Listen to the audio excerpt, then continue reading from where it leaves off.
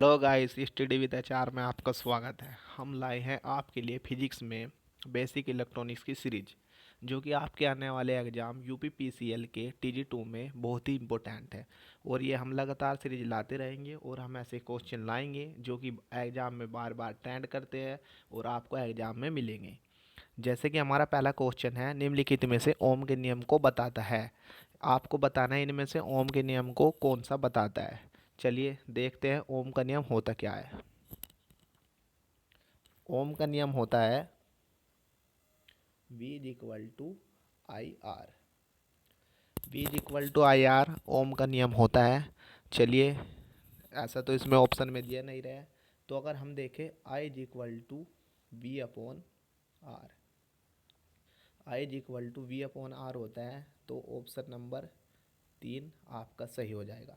ओम का नियम V is equal to I R होता है, इसने इसे बदल कर दिया है, तो आप कंफ्यूज मत होइए। V is equal to I R, इसको ऑप्शन नंबर 3 आपका सही होगा। चलिए दूसरे क्वेश्चन देखते हैं क्या है।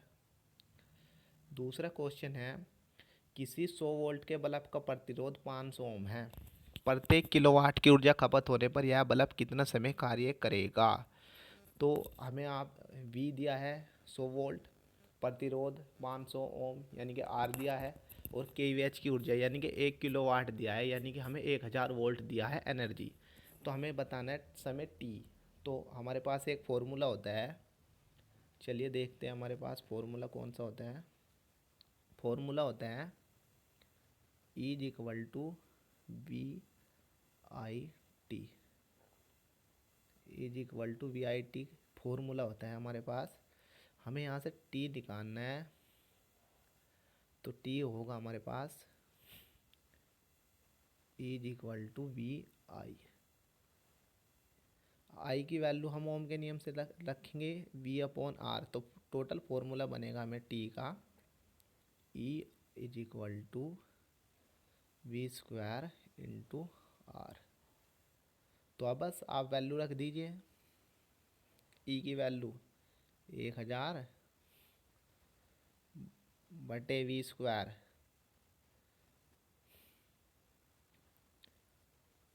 1000। चलिए शुरू से लिखते हैं हम।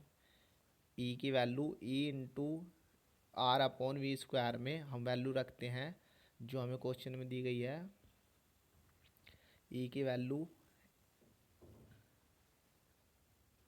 1000 बटे वी स्क्वायर, सो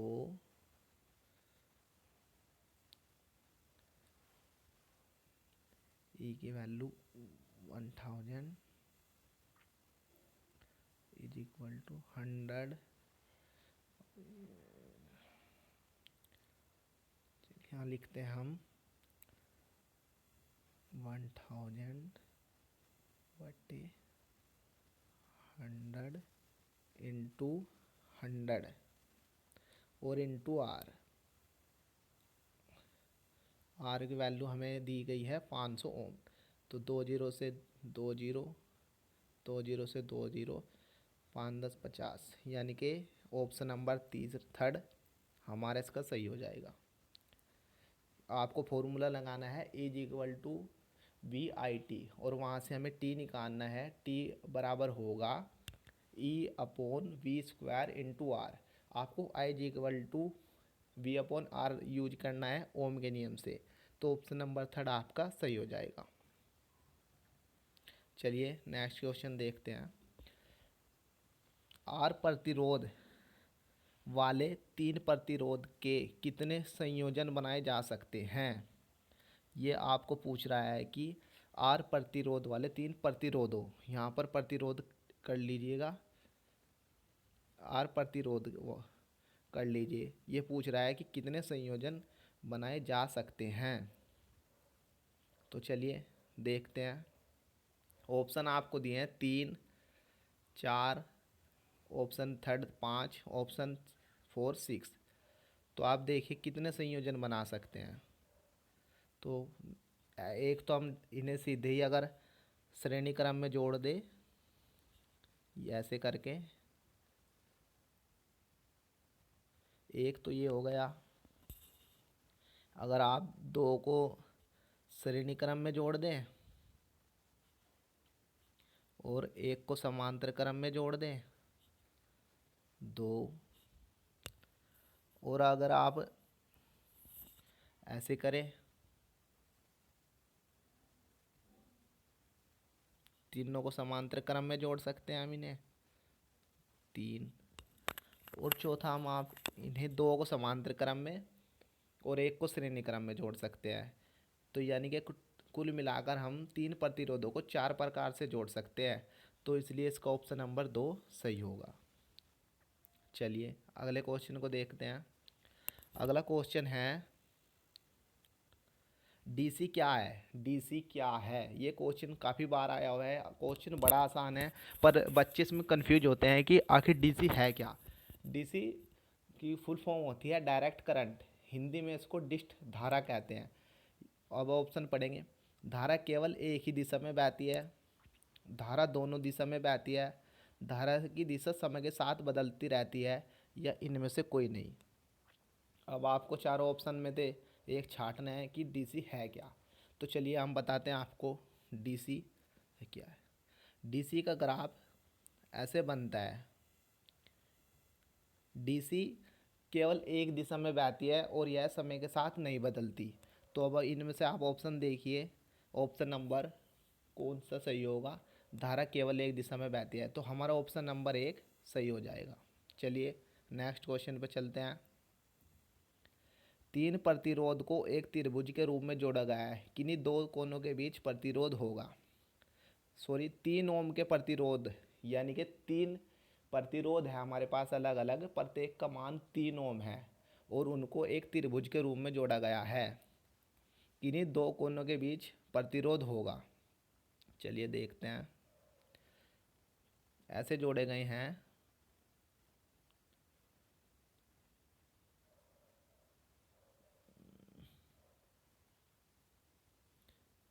तीन, 3 ओम, 3 ओम, 3 ओम।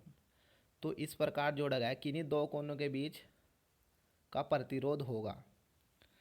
हमें बताना है कि किन्हीं दो कोनों के बीच का प्रतिरोध कितना होगा। चलिए देखते हैं।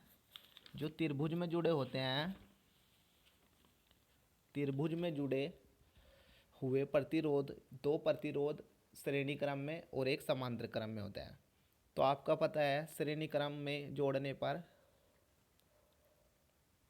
श्रेणी क्रम में हम R1 प्लस R2 ऐसे जोड़ते हैं, यानी कि R आ जाएगा हमारे पास 3 प्लस 3 इज इक्वल टू 6।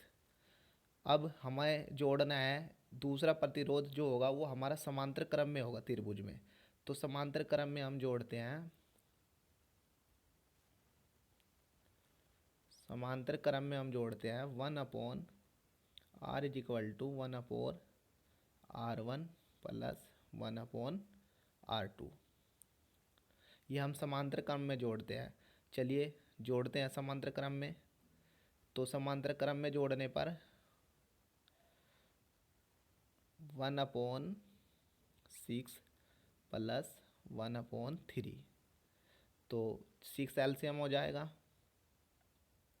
तो ऊपर होगा 1 प्लस 2 यानी कि 3/6 यानी कि 1/2, और R की वैल्यू आएगी R इज इक्वल टू 2।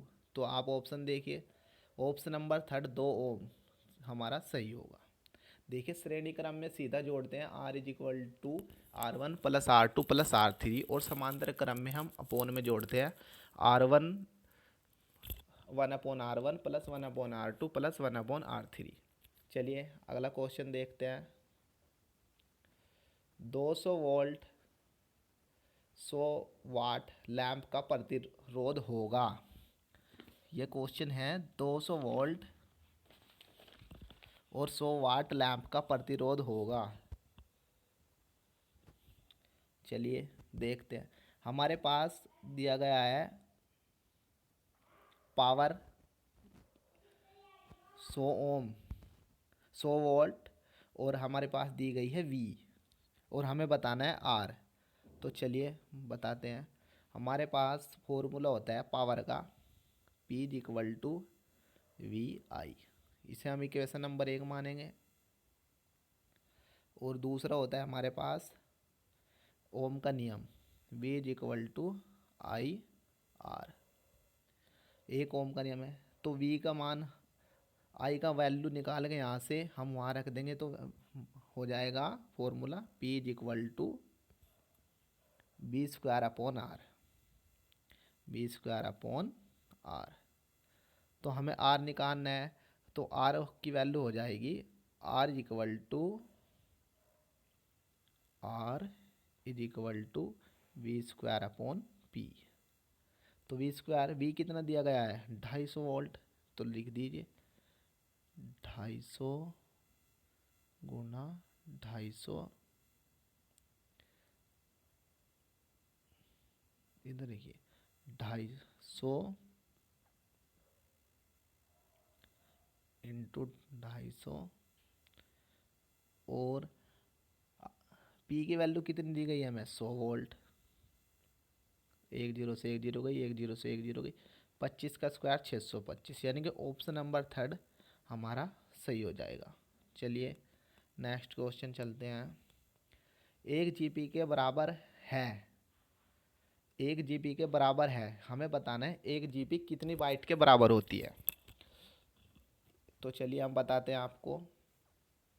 एक जीपी की जो वैल्यू होती है 1 जीपी इज इक्वल टू होती है 10⁹ बाइट।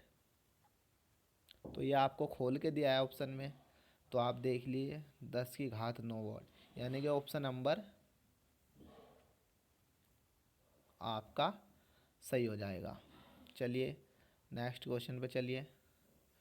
आवेश की यूनिट होती है, अब आपको बताना है आवेश की यूनिट होती है। ये यूनिट वाले क्वेश्चन बहुत आसान होते हैं पर हर एग्जाम में आते हैं, इसलिए बहुत इंपॉर्टेंट है और हमने अपनी सीरीज में रखे हैं। चलिए बताइए आवेश की यूनिट होती है। तो चलिए मैं बताता हूँ आपको। एम्पियर होती है जो, ये धारा की यूनिट होती है, धारा। कूलाम आवेश की यूनिट होती है। वॉट शक्ति की यूनिट होती है। और जो वोल्ट होती है ये वी की यूनिट होती है, यानी कि विभवांतर की यूनिट होती है। तो आवेश क्या है की यूनिट होती है, आवेश यूनिट होती है कूलाम। आवेश की यूनिट होती है कूलाम। चलिए क्वेश्चन नंबर लास्ट पे चलते हैं। विद्युत ऊर्जा की इकाई है, ये क्वेश्चन काफ़ी इम्पोर्टेंट है और आपको बताना है कि विद्युत ऊर्जा की इकाई है। चलिए मैं आपको बताता हूँ इसे निकालते कैसे हैं। अगर हमें किसी यूनिट निकालनी पड़ जाए तो किसी फॉर्मूले से इसे निकालते कैसे हैं। मैंने आपको फॉर्मूला बताया एक, E is equal to VIT। तो चलिए हमें V की यूनिट पता है वोल्ट, I की यूनिट पता है एम्पियर और T की यूनिट पता है, वैसे सेकंड होती है पर हम ऊर्जा में हर्ष लगाते हैं H। तो इसमें से ऑप्शन नंबर 2 हमारा सही हो जाएगा। तो ये कुछ क्वेश्चन थे जो हमने आज आपको कराए। अगर आपको वीडियो अच्छी लगी है तो चैनल को सब्सक्राइब कीजिए, लाइक कीजिए और कमेंट कीजिए। धन्यवाद।